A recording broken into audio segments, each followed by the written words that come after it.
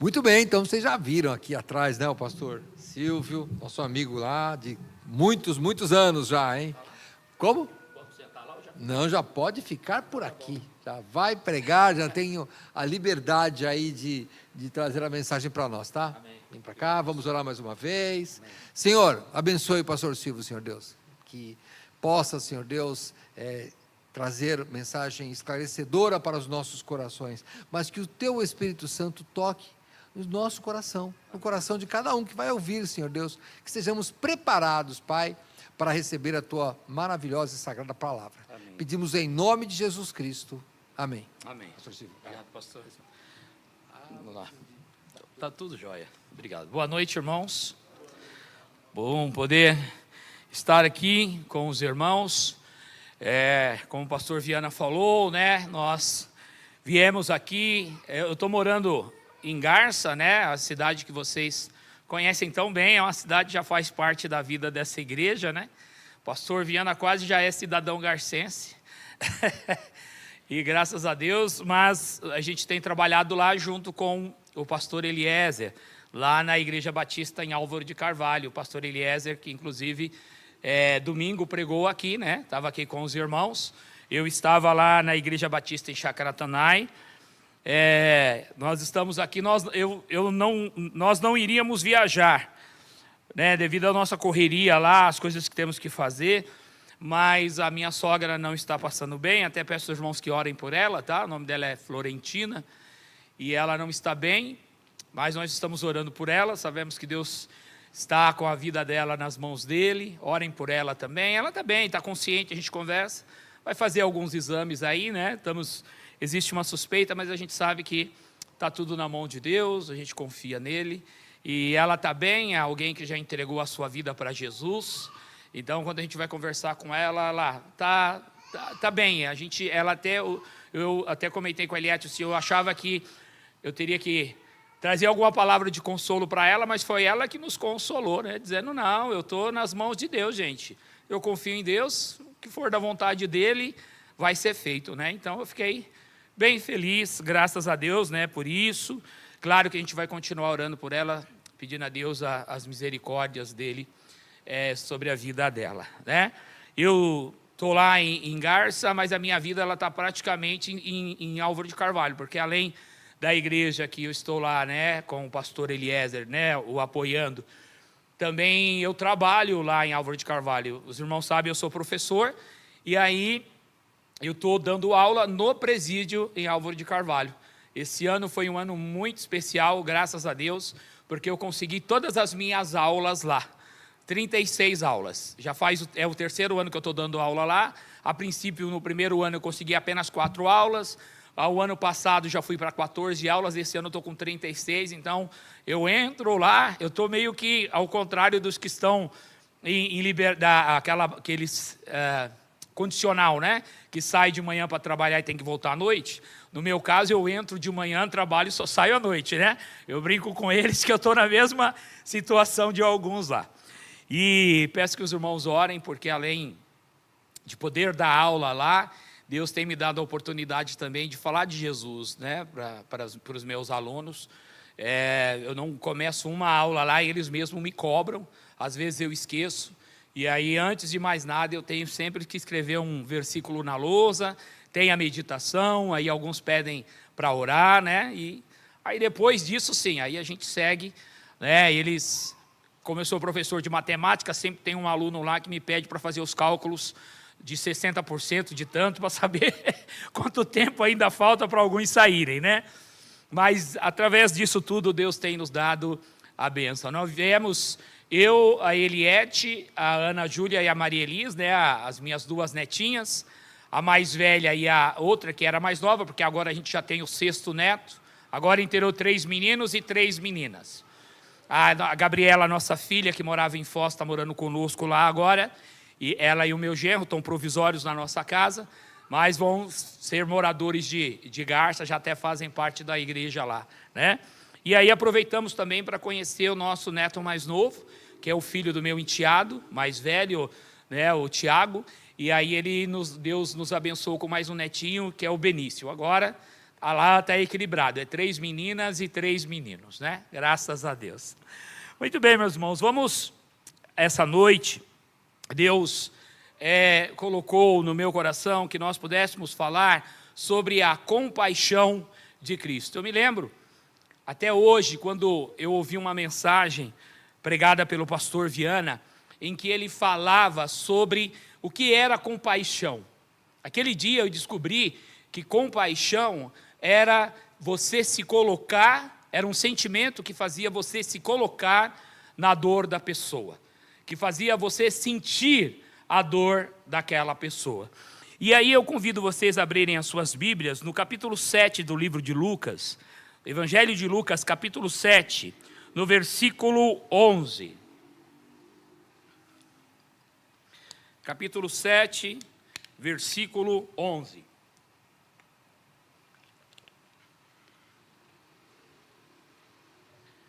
Amém?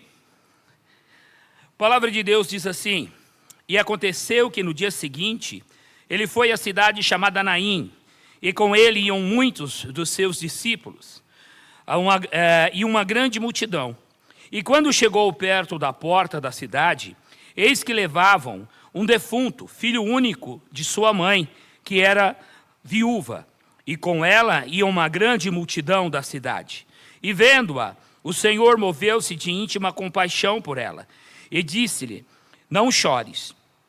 Até aqui, vamos orar. Pai, pedimos que o Senhor nos abençoe no estudo dessa noite, que a sua palavra venha falar, Senhor Deus, aos nossos corações, que o Senhor, ó Pai, venha falar através do teu servo, e que as suas palavras possam atingir as pessoas, ó Pai, que estão acompanhando pela internet, e caso alguma delas ainda não tenha aceitado a Jesus, ou não tenha tomado a decisão do batismo, ó Deus, nós te pedimos que a sua palavra, Senhor, as convença, que a sua palavra toque em seus corações, ó Pai, que o Senhor venha abençoar, que nós consigamos, ó Deus, através desse estudo, pensar um pouco mais sobre o amor que o Senhor tem por nós, ó Pai, que levou Jesus a morrer na cruz, como no hino que nós cantamos, ó Deus, que durante algum tempo da nossa vida rejeitamos Jesus, mas Ele nos amou, o Senhor nos amou de tal maneira que nos enviou Jesus para morrer por nós, pecadores, Deus. Então nós te louvamos por isso e te pedimos que venha abençoar cada um desses que estão ouvindo essa mensagem, que o Senhor venha trabalhar em seus corações, em nossos corações, é o que nós te pedimos, em nome de Jesus. Amém. Sabe, irmãos, é maravilhoso quando nós estudamos a Bíblia e quando nós nos aprofundamos, né, no estudo da Bíblia.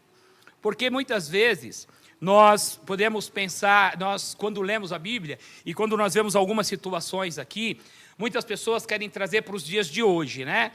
Pensar numa viúva como nos dias de hoje. Olha, uma viúva, eu conheço muitas mulheres, até certa vez eu lembro que o pastor Viana falou sobre os cuidados com as viúvas e disse, olha, aquelas que têm filhos, os filhos, né, devem cuidar. E é isso que o apóstolo Paulo, quando escreve a Timóteo, diz que como deveria ser.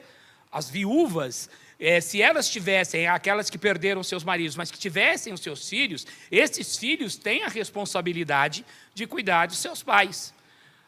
E hoje existe até leis também, né, o pastor Viana aqui é advogado, sabe, existem leis que fazem com que, é até feio falar obriga que o filho cuide do pai, né, porque é uma palavra que não pode ser usada nesse contexto, mas imagine que existem filhos que abandonam os seus pais. Nós tivemos, quando moramos em Lupercio, os anos que eu fui pastor lá, nós tínhamos uma irmã que era viúva, os filhos moravam longe, o único filho que ela tinha perto faleceu, e ela chegou um tempo na vida dela, ela era uma pessoa que foi uma das primeiras pessoas a aceitar a Jesus como seu Salvador na nossa igreja, na época do pastor John, quando o pastor John fazia um culto num ônibus, né, era bem interessante, eles tinham um ônibus em Garça, e o pastor John enchia o ônibus de pessoas e levava, o pastor Celso também ia, e levavam na cidade, e ele escolhia um lugar que tivesse sombra, encostava o ônibus, as pessoas desciam para convidar, E não tinha templo, não tinha nada. E as pessoas vinham até o ônibus, elas sentavam no ônibus e o culto era feito no ônibus, né? Ali o pastor Celso fazia fantoche no ônibus. E a primeira vez que eles tiveram o Olho Perso, elas pararam na frente da casa dessa irmã. Pediram para ela, nós podemos parar aqui? Ela disse, pode. E o pastor John, então, convidou a irmã Alta, convidou ela, e ela aceitou a Jesus como seu salvador aquele dia. E por mais que a igreja tenha ficado um tempo sem culto, sem pessoas dirigindo, ela nunca foi para outra igreja, sempre foi fiel lá. E quando nós fomos para lá, ela foi sempre uma bênção no nosso ministério, mas chegou uma época que ela já estava tendo demência, sofrendo de demência. E aí eu me lembro que a gente estava cuidando dela dentro do que podia, né? E eu liguei para uma filha dela. E a filha, na época, quis se esquivar. E aí eu disse para ela, olha, isso é crime, hein? Se você não vier aqui, eu vou chamar a polícia. No dia seguinte, a mulher estava lá, porque não queria se complicar. Então, só que nós, quando pensamos, quando lemos a Bíblia e esse texto, para nós termos ideia do que aquela mulher estava passando, imagine, naquela época, naquele contexto histórico, a mulher ela era extremamente dependente da figura masculina. Imagina, uma mulher, quando ela não tinha o seu pai para cuidar, ela tinha que ter o seu esposo, quando não tinha o esposo, era algum filho. Por quê? Porque embora a palavra de Deus ensine que o povo de Deus, o povo de Israel, deveria ajudar quem? Os mais pobres, ajudar os órfãos, ajudar as viúvas. Na verdade, o pecado, a ganância, para poder sempre ter mais, fazia com que aquelas pessoas não olhassem para aqueles que eram menos favorecidos, aqueles que não tinham tantas coisas. Vamos lembrar, havia a lei, né, da espiga, que era o quê? Quando você colhia, se caísse alguma coisa no chão, você não podia pecar, você não podia pegar. Por que você não podia pegar? Quando aquilo caísse no chão era para deixar para quem? Para os pobres, para as viúvas, para os órfãos irem lá. Né? É só nós lembrarmos de Ruth e Noemi. Né? Ruth foi aonde? Foi lá na plantação de Boaz para... Né? Ele, quando viu, ele falou, deixa cair de propósito aí, porque... né? Esperto ele. Mas ele era um homem bom, a Bíblia diz que ele era um homem bom. Mas havia homens que naquela época não eram assim. Né? Não deixavam cair, por quê? Pela ganância. Lá no Paraná, quando nós moramos em Foz do Iguaçu, um dia deu lá uma manchete no jornal que um homem foi morto com um tiro no peito porque estava pegando umas espigas de milho. Lá na plantação do fazendeiro, o fazendeiro passou, olhou, deu um tiro no peito dele. Né? Tudo bem que para um plantador vai lá e planta, é ruim alguém ir lá e tomar, mas já imaginou a vida de uma pessoa valer algumas espigas de milho? Né? É uma coisa triste. Então, imagine hoje, se as coisas são assim, imagine naquela época, onde muitas vezes as coisas eram escassas. Então, ao invés deles fazerem isso, eles não faziam. Então, essa viúva sabia, né? Ela perdia ali drasticamente a proteção. As mulheres, naquela época, qual era? As mulheres não tinham uma profissão. Né? Tinha os carpinteiros, tinha os ferreiros, tinha os cobradores de impostos, mas a mulher, naquela sociedade, ela era totalmente dependente. Então, quando Jesus olha para aquela mulher e vê aquela mulher, ele vê uma mulher que ela estava enterrando o quê? A sua esperança.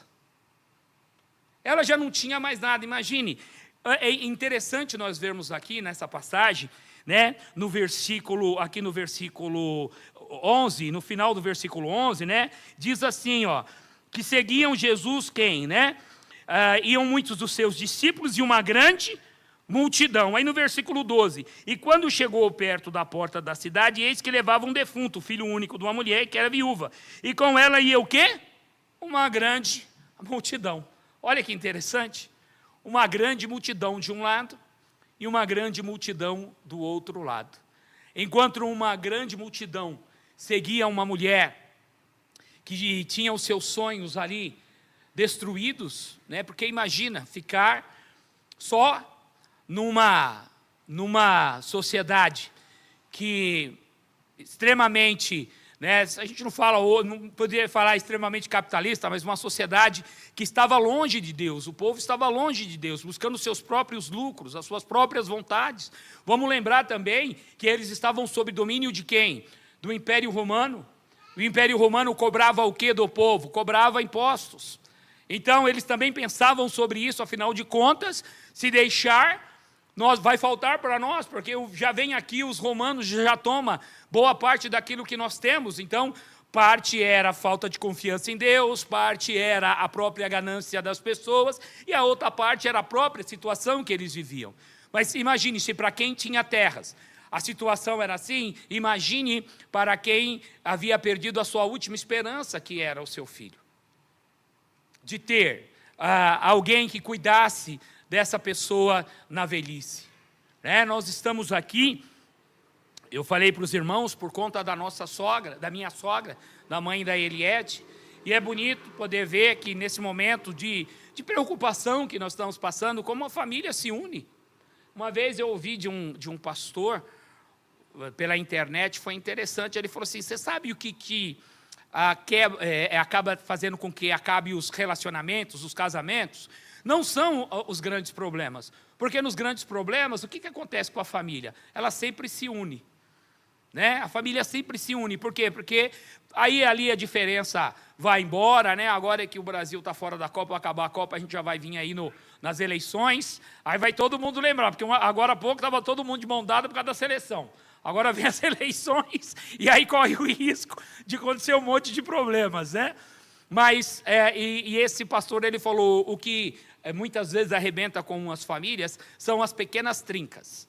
As pequenas trincas. São elas que muitas vezes fazem a família desmoronar. Eu me lembro que uma vez eu fui a um estádio de futebol e os torcedores tiveram o costume de ficar batendo os pés, dando pulinhos assim com todo mundo, e aquilo parecia que ia cair. E pediram que não fizesse aquilo, porque essas pequenas batidas, elas são mais perigosas do que, às vezes, uma batida muito forte. Por quê? Porque aquilo ali vai causando problemas nas estruturas. Então, imagina, o que estava acontecendo com essa mulher é que todos se uniram em volta do seu sofrimento. Uma multidão acompanhava ela. E aí, no versículo 13, a Bíblia diz, e vendo o Senhor, moveu-se de íntima compaixão por ela, e disse, não chores. Eu não sei se você alguma vez foi em um funeral, e as pessoas, elas começam a chorar, e às vezes tem alguma pessoa, geralmente é criança, né? O choro é tão doído que aquilo te comove. Né? Uma vez, eu sou uma pessoa muito emotiva, né? Eu falo que eu só tenho tamanho e safadeza, né? Minha mãe falava isso, esse menino só tem tamanho e safadeza, não vale para nada. Por quê? Porque eu sou uma manteiga derretida. Aí uma vez nós estávamos no Alfa e Ômega, quando ainda morávamos no Alfa e Ômega, e eu estava cuidando, a irmã Bárbara e o pastor EJ, que cuidavam de um corredor, eles precisavam ir para os Estados Unidos, passar 3 meses lá. Foi assim que a gente chegou no Alfa e Ômega. E aí eu fui ficar no corredor lá dele. Aí uma noite lá, eu estava sem sono, e eu fui para a sala de vídeos e tinha uma fita. E eu coloquei a fita lá para poder assistir, e era uma fita em que eram de pessoas cantando músicas gospel, num teatro. E lá tudo em inglês, mas eram muito bonitas, assim, a sonoridade, eu não entendendo nenhuma palavra, só o I love, o God, que eu conseguia entender. E aí, de repente, começaram a falar e mostrar foto de algumas pessoas, e aí a pessoa que estava apresentando começou a chorar, né? E aí todo mundo começou a chorar. Gente, eu também comecei a chorar, sem entender nada, mas eu também comecei a chorar, porque era um choro tão comovente, que mesmo sem eu entender sequer uma palavra, meu coração se derreteu naquilo. Veja, aqui a Bíblia diz, né, que Jesus, vendo-a, no versículo 13, ele moveu-se de íntima compaixão. E aí eu lembro do que foi dito pelo pastor Viana na época. Isso foi há muito tempo, eu era novo na igreja, casado, eu acho que nós tínhamos a Sônia, a nossa filha. E quando o pastor Viana disse compaixão, é quando você se coloca no lugar da pessoa. Quando você se coloca no lugar dela, e não importa, imagina, irmãos, né? Eu fiquei 25 anos sem ver o meu pai, por questões de família. Meu pai foi embora lá para o... Nós pensávamos até que meu pai já tinha morrido. Ele foi embora lá para uma cidade chamada Alta Floresta, no Mato Grosso. Ficamos 25 anos sem se ver. E por essas questões de Cristo, que eu coloco assim, né? Meu pai hoje mora, sabe aonde? Na rua da igreja, lá em Lupércio. Olha que coisa. Ele já deve estar no 8º casamento dele. Está casado com a mulher lá, ele com 70, quando ele foi casar com essa mulher, 79 anos. Casou com ela, hoje ele tem 81. Eliette lembra disso, porque nós fomos na casa do meu pai, fazia muito tempo que eu não o via, e quando eu vi o meu pai, para aqueles que conhecem a nossa história, né, vai lembrar alguma coisa, mas a primeira palavra que meu pai disse para Eliette é: me perdoa. E a Eliette, imagina, seu Silvio, né, o nome dele é Silvio também. Quando nós entramos e nós começamos a conversar, aquela mulher falou assim: esse homem é um homem que Deus me deu, a esposa dele. Ela é tudo que eu pedi para Deus. Eu olhei assim e falei: meu Deus, 79 anos, ele está com essa bola toda. Eu com 51, eu não ouso perguntar isso para Eliette. E ele com 79 anos, né, na época, agora com 81, e ele é o amor da vida dela. Ela falou: esse homem é o amor da minha vida. Eu falei: poxa, né, que falta fez esses 25 anos longe dele para aprender algumas coisas a mais. Mas, enfim, e o meu pai, ele fumou a vida toda. A vida toda ele fumou, agora ele parou, ele está usando, inclusive, oxigênio para dormir, porque faz muito mal. E talvez alguém que vê lá, né, o meu pai, fala assim: ah, bem feito, fumou a vida toda. Mas quando eu olhei ele e lembrei daquele homem que, quando nós éramos crianças, meu pai era um homem que cometia os erros dele, mas meu pai era um homem que ele trabalhava dia e noite. O meu pai, ele trabalhava de pedreiro durante o dia e à noite ele ia trabalhar de guarda noturno. E ainda tinha lá um boteco que ele de vez em quando ia lá, que quem cuidava era a minha mãe. Então eu vi o meu pai assim no auge. Meu pai sempre não tinha. Meu pai, ele ia trabalhar muitas vezes doente, né? E hoje eu vejo ele naquela situação e eu fico triste. Eu me coloco no lugar dele. Eu sei que aquilo é a causa de um vício. Mas ainda nessa questão do vício, eu também me coloco, porque foi o meio que ele cresceu, né? Então, eu sinto isso. Até falei para a Eliette, falei: poxa vida, aquele homem, até hoje, né? Eu lembro de coisas do meu pai que me botava medo, porque meu pai é aquele pernambucano bem, né, firme nas coisas. E eu me coloquei no lugar dele, né? Então, quando nós vimos o meu pai, e por muitas vezes na vida, a gente tinha uma certa mágoa, tristeza, longe, não conhece as minhas filhas, ele não conhece nenhuma das meninas ainda. Mas quando eu vi, e eu olhei para ele, eu vi ele pedindo perdão para a Eliette, aquilo me tocou no meu coração de uma forma, sabe? Era como se eu estivesse sentindo a dor dele ali, né? Onde eu trabalho, os meus alunos, aonde eu estou trabalhando agora assim, um regime bem diferenciado na prisão. Para os irmãos terem uma ideia, todo dia, quando eu entro no presídio para trabalhar, eu tenho que passar por 10 portões. Eu não estou exagerando, são 10 portões que eu tenho que passar, e eu passo por um detector de metal. Então, assim, é muito rígido, é bem seguro, né? Em cada um desses portões tem um policial penal, que é quem vai lá, abre, né? A gente passa e ele tem que olhar para ver se não tem, porque alguns detentos trabalham e tem uma rigidez. E até eu falo, né? Toda vez que eu passo, eu ouço a batida do portão e o fechar do ferrolho. Aquilo ali é uma coisa que não sai da minha cabeça. Até brinco com os policiais, eu falo para eles assim: puxa, isso daqui deve martelar na cabeça de vocês, né? Quando vocês estão em casa, parece que vocês ouvem esse barulho aqui. Porque você passa, são 10 portões. Para você sair, são 10 portões. A gente sai para almoçar, é assim. E quando nós chegamos lá para trabalhar, é um corredor e é cheio de salas e fica um policial penal apenas, e nós estamos lá dentro com eles. É nós, eles e Deus. E aí você começa a conversar com eles falam tudo na gíria. E aí, esses dias, um rapaz, 24 anos de idade, não, 23 anos de idade, muito novo, ele apareceu na sala, eu não me lembro o nome dele, mas enfim. E aí ele falou, professor, eu queria te pedir um favor. Eu falei, pode falar, meu querido. Ele falou, o senhor pode calcular para mim um cesto de 40? Aí eu olhei assim, né, eu falei, um cesto de 40 quantos anos você tem, filho? Aí ele falou, 23. Aí eu fui lá e fiz o cálculo para ele, falei, um cesto de 40 é 24. Aí ele falou, puxa vida. Eu falei, por quê? Ele falou, porque eu vou ter que cumprir 24 anos para eu poder ir para o regime semiaberto. Ou seja, vão ser 24 anos, porque agora não é mais 30 anos, né? Agora pode ser condenado a 40 anos.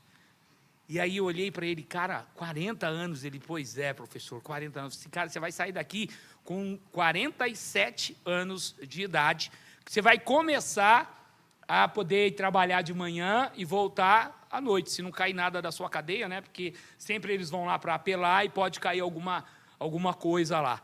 Mas, a princípio, são 24 anos no regime fechado. E aí eu ouço de muitas pessoas, quando dizem assim, você dá aula lá no sistema prisional, você não tem medo? Eu falei, não, medo eu tinha quando dava aula na escola. Lá dentro é de boa. Eles me respeitam, eu respeito eles, né? É até muito engraçado, lá saem algumas coisas muito interessantes. Eu estou ali também pregando a palavra de Deus, isso que me deixa mais feliz. Deus nos permitiu levar até hoje, desses 3 anos, foram aproximadamente umas 80 Bíblias, né, que Deus nos abençoou através do pastor Mark e da irmã Dana. Eu acho que, não sei se alguns irmãos daqui conhecem o pastor Mark, que é do Apoio Ministers. Eles sempre estavam muito lá no Efrata, né? E eles nos arrumaram Bíblias para levar Bíblias lá para eles. Quando os irmãos estiveram na viagem missionária, nós fomos lá, porque as famílias vão dia de sábado para poder visitar, e nós levamos algumas Bíblias, alguns folhetos para entregar, e algumas pessoas perguntam, mas você não tem medo? Porque, irmãos, assim, eu sei que são pessoas que cometeram crimes, é fato. Toda vez que eu converso com alguém, a pessoa fala, eu não tenho dó porque eles cometeram crime, e é verdade. Muitas vezes eles falam lá sobre as faltas das coisas que eles têm lá dentro, porque a gente pensa assim, está lá comendo e bebendo às nossas custas. Olha, eles estavam falando lá, professor, xadrez, é 31 pelego lá dentro. 31, no cubículo que cabe 6, eles colocam 31. Água de madrugada é gelada. Até falo para eles assim, e aí, é bom? Não. Falei, então por que vocês voltam para cá quando sai? De vez em quando eu tiro umas cascas deles também, né? Chama atenção. Falei, poxa vida, se é tão ruim assim, por que estão aqui? Né? Por que vieram para cá? Ou por que repetidamente vieram para cá? Às vezes a gente tem também dar esse choque neles, né? Para falar para eles. E eu sei de tudo aquilo de errado que eles fizeram, mas quando aquele rapaz falou para mim que ele vai passar 24 anos num regime fechado, até ele ter a liberdade, sabe o que aconteceu comigo, irmãos? Eu tive compaixão daquele rapaz. Eu fiquei me imaginando naquela situação. Quando nós fazíamos visita no Carandiru, íamos eu, o pastor Neil, a irmã Val, né, alguns irmãos, a irmã Elaine, tinha alguns irmãos que iam. Eu me lembro até hoje, a Sônia e a Sara eram pequenas, e nós fomos fazer a visita, lá eu fui lá com os irmãos, e o homem entrava rápido, mas para sair demorava para os homens saírem, as mulheres saíam mais rápido. E eu estava numa fila, e eu vi uma mãe vindo com uma criança, a criança soltou do braço da mãe, correu e abraçou o pai, que era um detento. E o menino chorava, agarrado ao pai, dizendo, vamos pai, vamos para casa, vamos comigo brincar em casa. E o pai dizia, eu não posso, papai tem que ficar. Aquela cena nunca me saiu da cabeça, porque naquele momento eu me imaginei em relação às minhas filhas, a Eliette sabe disso. Em casa, eu levantava de madrugada, quando era frio, para ver se as meninas estavam cobertas. Quando não, era calor, era para espantar os pernilongos delas, né? Nunca foram dormir sem eu dar um beijo. Tinha o cuidado, sabe? De ouvir um barulho, eu levantava e ia ver se elas estavam bem. Quando a Sônia nasceu, foi para casa, eu ficava olhando para ela à noite, vendo se ela estava respirando, porque eu tinha medo dela parar de respirar, ficava olhando. E aí esse pai, sabe, quando você ama seu filho e você vê uma cena daquela, você se coloca no lugar da pessoa. Você se coloca no lugar dela. Porque quantas vezes, e aí nós temos que lembrar do que falou Jesus, só de um homem olhar por uma mulher, ele já cometeu adultério. Quantas vezes no nosso coração não deu vontade de matar alguém? Né? Ixi, eu dei aula em escola regular. Gente do céu. É difícil. Tinha uns alunos lá que falavam assim, menino, eu falava até assim, eu saio 10 minutos depois, quando toco o sinal, vocês vão embora, eu saio 10 minutos depois. Por quê? Porque eu estou de carro, vai que eu atropelo algum de vocês sem querer, né? Falava isso para ele.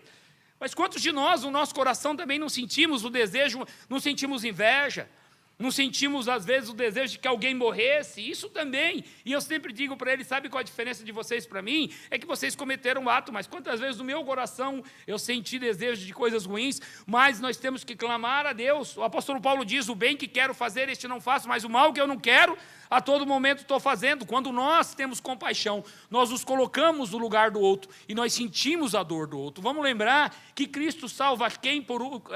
A última alma salva por Cristo foi na cruz de um malfeitor, um ladrão, provavelmente um assassino, um estuprador, alguém que fez algo mal, alguém que prejudicou alguém.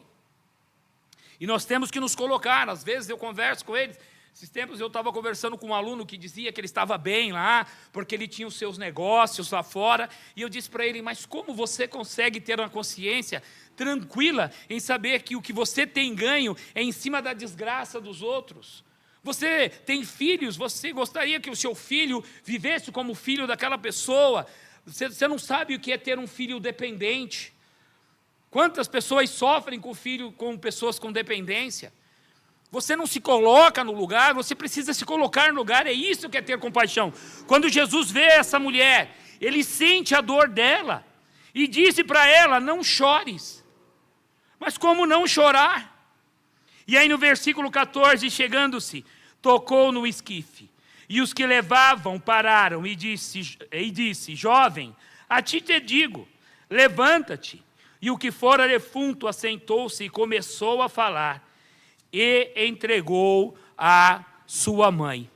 E de todos se apoderou o temor, e glorificaram a Deus, dizendo, um grande profeta se levantou entre nós, e Deus visitou o seu povo. Sabe, irmãos, às vezes, nós só vamos ter ideia da dor de alguém quando nós estamos passando algo parecido. Quando a nossa neta está ali no colo da Iriete, essa menina, ela teve 20 convulsões, né, Iriete? Em 48 horas, ela teve 20 convulsões. Uma das convulsões que ela teve foi no colo da Eliette. Eu me lembro que quando aconteceu dela ter a convulsão, nós corremos para o hospital e nós não sabíamos o que estava acontecendo com ela. Eu fiquei bravo lá na frente do hospital, porque não queriam passar ela na triagem logo. Eu tive que pedir para todo mundo que estava lá, por favor, deixa a minha neta passar na frente, porque ela é uma criança, e a gente nunca tinha visto ela ter aquilo, e é uma coisa horrível. Imagine, esses dias nós tivemos um aluno lá no presídio que teve uma convulsão, né? Num adulto já é algo que nos choca. Imagine uma criança. Ela estava lá convulsionando e eles disseram, não, tem que passar na triagem. Eu disse, pelo amor de Deus, eu não sei se a minha neta está morrendo ou não. E quando nós levamos ela e colocamos ela na cama, e os médicos vieram tudo, porque ela estava tendo uma convulsão atrás da outra. Quando eu olhei, a Eliette estava ajoelhada, chorando, orando, com a mão na perna dela, eu com a mão no peito dela, chamando ela, Maria Elis, por favor, meu amor. Aquilo, irmãos, é a pior sensação que um ser humano pode ter. Porque, imagine, se eu sou apaixonado pelas minhas filhas, imagine pelos meus netos, né? Parece que neto é um amor dobrado, né? Não sei, é algo diferente.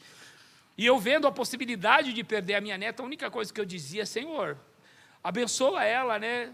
Que acabe isso daqui, que, né, o medo disso acontecer. E aí a gente pensa quantas pessoas estão nesse sofrimento, sabe? E é nós nos colocarmos no lugar dessas pessoas. Quando Jesus vê essa mulher, ele se enche de compaixão, ele se coloca no lugar dela, porque para aquela mulher, como uma viúva, o que restaria para ela? Viver da benevolência numa sociedade pecadora. Viver da piedade das pessoas, sem dizer que ela era uma viúva, uma mulher que já não tinha mais o seu marido, e agora era o seu filho. Mas quando Jesus chega, ele muda a história daquela mulher.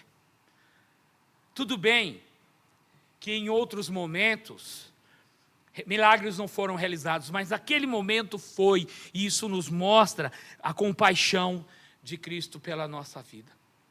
Sabe, irmãos, eu estava lembrando que fazem 32 anos, quase 33 anos, que eu entrei nessa igreja aqui pela primeira vez.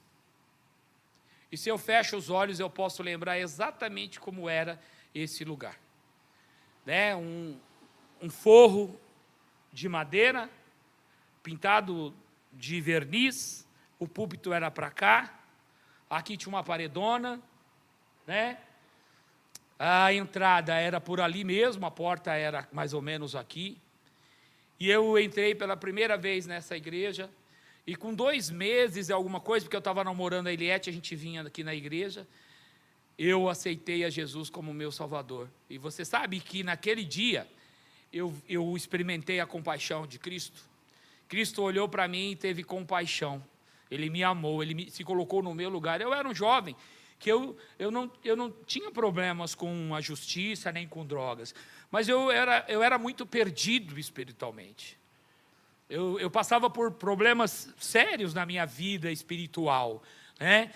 E quando eu entrei aqui, Jesus, ele teve misericórdia de mim, ele teve compaixão, e ele tocou no meu coração, porque a gente fala em aceitar Jesus.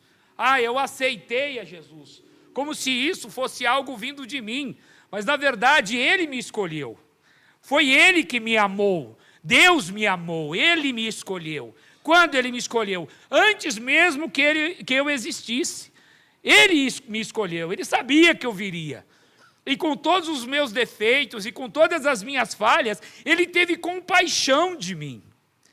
E aí, quando eu lembro disso, eu olho para aqueles homens, e eu falo para eles, olha, a história de vocês não acabou, existe um Deus que mudou a minha vida, e se ele mudou a minha vida, ele muda a vida de qualquer pessoa. Eu brigo com eles falam, matemática não entra na minha cabeça, eu falei, na minha também não, eu era pior em matemática, hoje eu dou aula de matemática, é um milagre de Deus. Se Deus me amou, ele ama qualquer pessoa, se ele me salvou, ele salva qualquer um, se ele me perdoou, ele perdoa qualquer um.